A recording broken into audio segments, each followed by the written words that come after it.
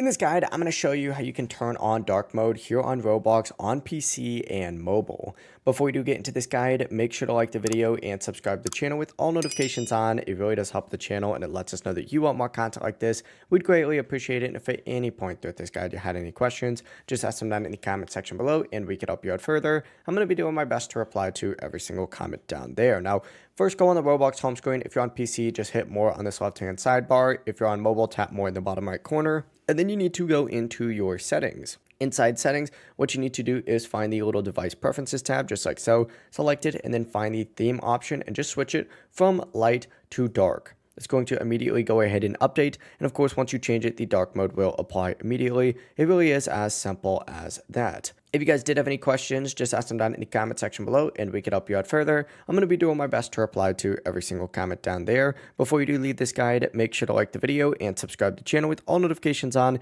It really does help us out. Let us know that you want more content. Have a great rest of your day though. Peace.